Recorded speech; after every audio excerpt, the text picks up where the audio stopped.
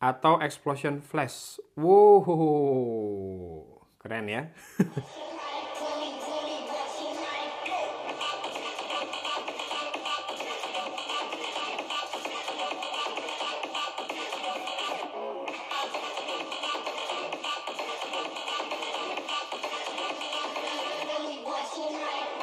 Halo, assalamualaikum sobat Gearbest dan kerabat Banggood. Di video kali ini saya nggak akan bahas sebuah smartphone resmi ya, tapi smartphone yang dikirim dari luar negeri lagi.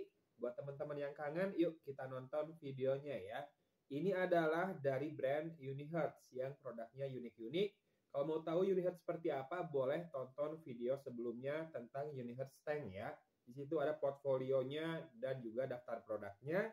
Kita sekarang akan bahas Unihertz Golden Eye, dan ini sudah direkam dengan kamera depannya. So, gimana? Langsung komen aja ya hasilnya, dan kita masuk ke bagian selanjutnya. Ya, jadi Unihertz Golden Eye ini masuk ke kategori rugged phone-nya dari Unihertz ya. Jadi kayak tank, tapi mungkin ini punya kelebihan di konektivitasnya yang sudah 5G, meski dalam beberapa hal malah lebih inferior ya.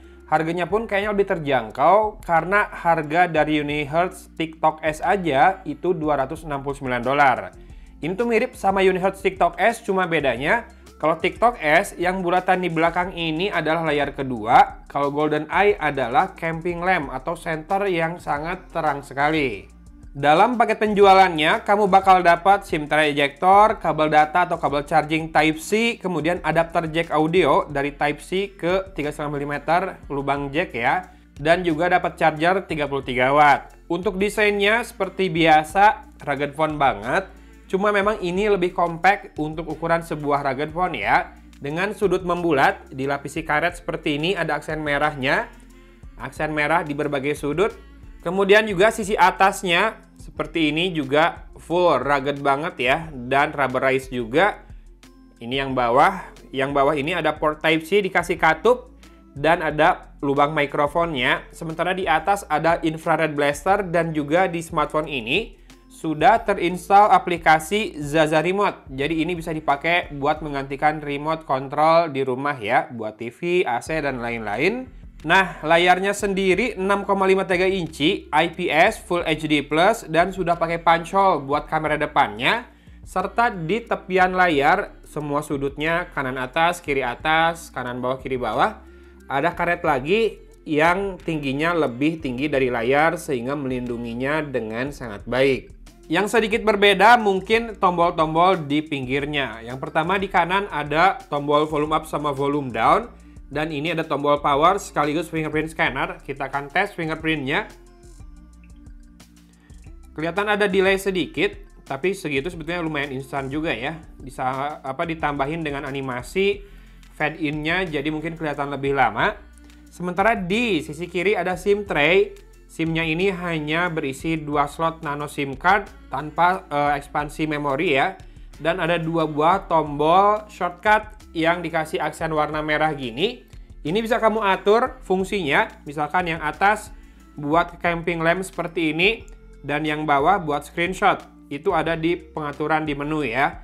Jadi ini pun bahkan yang bawah bisa beberapa fungsinya, misalkan tekan screenshot, tekan 2 kali masuk ke kamera, tekan dan tahan untuk nyalain senter yang dari LED flash buat kamera. Jadi senternya ada 2 di sini, yang silau banget juga. Ini udah silau banget ya.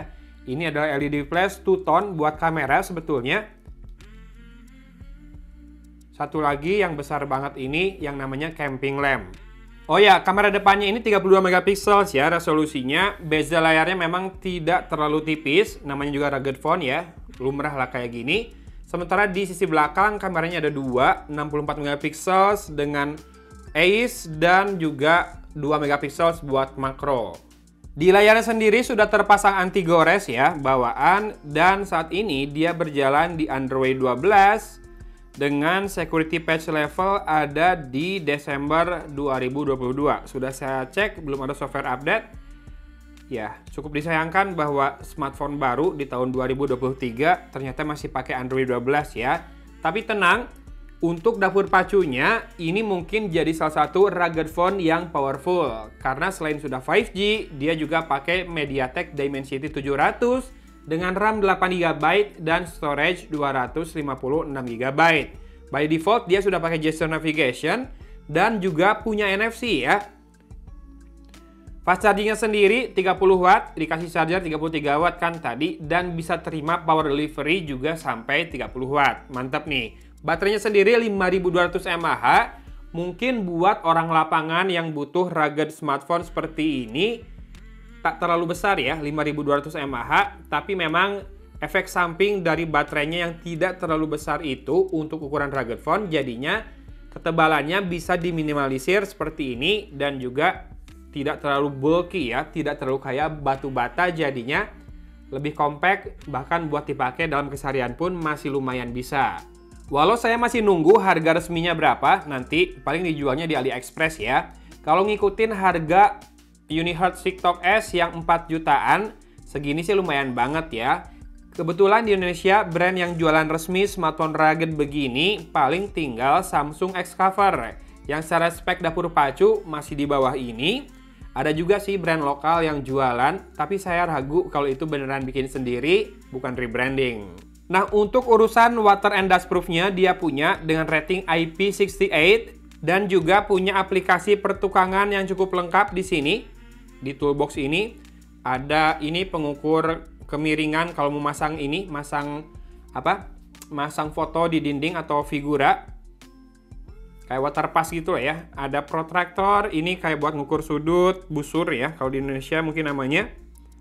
Plumber bob, ini juga biar ngukur, biar sudutnya menyiku 90 derajat. Masekon kalau kata orang Sunda ya. Termasuk juga buat ngatur camping lamp-nya ada di aplikasi ini. Buat nyalain, misalkan mau tidak terlalu terang seperti itu bisa. Kemudian setengah terang, dan ini full. Silo banget nih kalau dibalikin ke kamera, rasanya nggak akan kuat.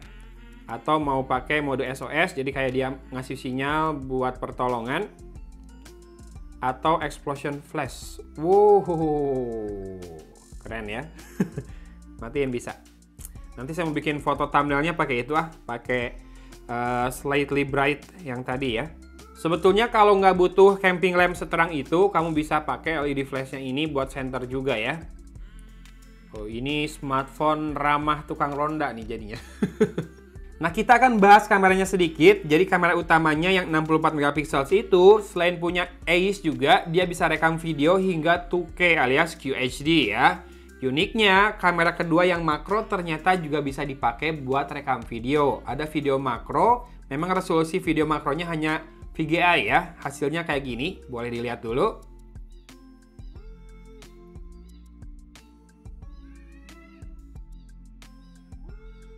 Sementara kamera depan 32 megapiksel fixed focus dan bisa buat rekam video sampai dengan Full HD. Tadi di awal udah lihat kan hasil perekamannya. Tapi silakan kalau mau lihat hasil lengkap kamera depan dan belakangnya, disimak lagi video dan foto yang sudah saya tangkap menggunakan smartphone UniHeart Golden Eye ini. Ini udah saya ambil di beberapa kondisi.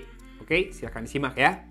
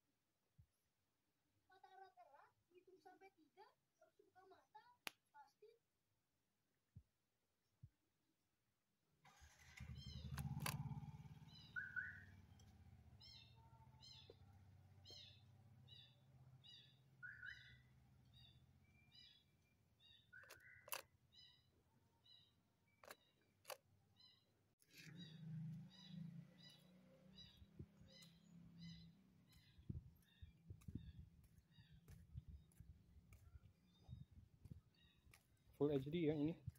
Silakan disimak audionya.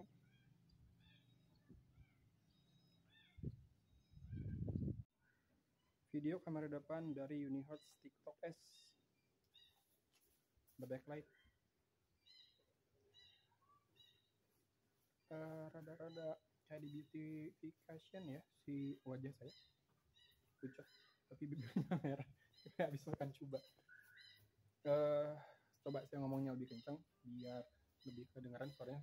Silakan disimak audionya, bagus atau enggak. Ambil jalan sedikit, muter-muter buat lihat stabilisasinya.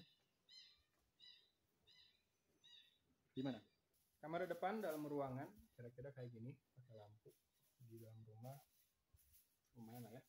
Tapi tadi saya ngerasa pas mau rekam buat tes anu kok gelap banget, tapi enggak, pas waktu direkam video gini lumayan.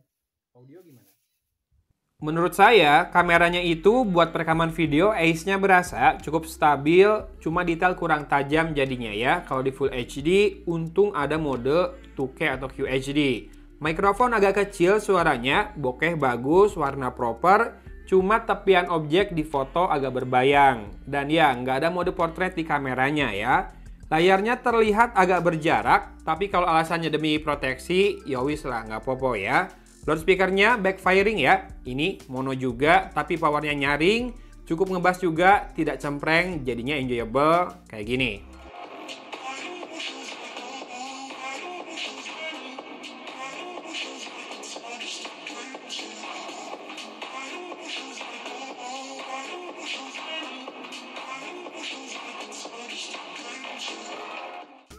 Skor Antutu kita lihat buat acuan performa puncaknya saja ya. Bisa jadi nanti ada masalah lain, misalkan throttling atau handling banyak aplikasinya kurang bagus, bisa jadi ya. Tapi ini adalah skor tertinggi di kondisi ideal, di mana mencapai 329.000 skornya. Saya mau ngomong rupiah barusan. Skornya 329.000. Karena RAM-nya 8 GB, bisa pakai Antutu Benchmark 3D yang full. Dan untuk storage-nya rada lumayan. Jadi kalau smartphone sejutaan 2 jutaan kemarin saya coba 16.000. Ini 29.000 skor storage-nya. Jadi lebih cepat lah ya. Mungkin masih eMMC atau UFS versi awal, tapi segitu udah lumayan lah buat dipadankan dengan MediaTek Dimensity 700 5G. Nah, saya juga udah coba buat main PUBG Mobile. Settingan grafisnya ya kayak kebanyakan smartphone 2 jutaan. Balance Ultra atau di HD High ya mentoknya, walaupun saya mainnya tetap di Smooth Ultra. Gameplay lancar, aman, tidak ada masalah. Dan kalau main satu sesi doang 15 menit di Nusa gitu, nggak ada hangat terasa. Nggak tahu kalau lebih lama lagi ya, tapi so far so good sih jadinya. So saya rasa overall performanya cukup lah ya, mengingat nilai jualan utamanya adalah di karakter outdoornya yang rugged, anti air, bukan anti air, salah sih istilahnya.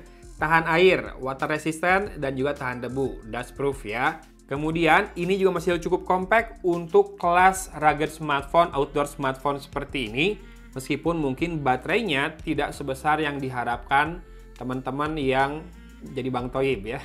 Jarang pulang ke rumah, karena kerja di lapangan lama, jarang nemu colokan listrik, dan lain-lain. Kalau ditanya siapa yang mau beli ponsel begini, jelas ada. Unihertz Tank bekas saya saja waktu itu nggak nunggu lama buat laku second-nya di Toped. Kira-kira karakteristiknya kan mirip nih. Ini Unihertz Tank dengan Unihertz GoldenEye ini. Punya lighting yang terang banget. Smartphone outdoor, cuma yang Tank memang lebih bulky, lebih kayak batu bata. Lebih besar baterainya soalnya, jadi bisa lebih tahan lama juga. Mungkin memang alasannya karena tidak banyak pemain resmi di segmen ini. Kebanyakan orang-orang yang butuh rugged smartphone harus impor dari luar. Ini pun saya kemarin kena pajak bea masuk itu sekitar 900.000 ya. Jadi kalau kamu mau order di AliExpress silakan, linknya ada di deskripsi, pajaknya sekitar segituan. Kalau butuh ponsel rugged untuk kerja lapangan termasuk butuh lampu senternya buat ronda misalkan, atau masuk hutan di kegelapan, bisa jadi smartphone ini yang kamu cari. Dengan satu kelebihan dibandingkan rugged smartphone lainnya, ini kerasa lebih compact ya. Plus jangan lupa nilai plus lainnya itu ada di performa yang lumayan. Dimensity 700 dengan skor Antutu 329 ribuan. RAM dan storage lega, sudah 5G juga, Dan tadi sekali lagi tidak terlalu bulky kayak batu bata. Walau mungkin efek sampingnya baterainya nggak jumbo-jumbo amat ya. Oke, ini dia UniHertz Golden Eye yang mirip banget dengan UniHertz TikTok S. Bahkan ini dikirimnya ke saya pakai kardusnya TikTok S. Jadi nanti kalau teman-teman beli second dari saya jangan kaget ya. Kalau kardusnya TikTok S isinya UniHertz apa ini namanya? UniHertz Golden Eye. Tapi tenang, emailnya dua-duanya sudah saya cek, terdaftar di Bea Cukai, sudah dikirim ke server Cair, jadi harusnya dapat sinyal dengan baik. So, teman-teman yang nungguin secondnya langsung aja ke link di deskripsi. Videonya sampai di sini. Thanks for watching. Dari Kota Cimahi, Agan pamit undur diri. Wassalamualaikum warahmatullahi wabarakatuh.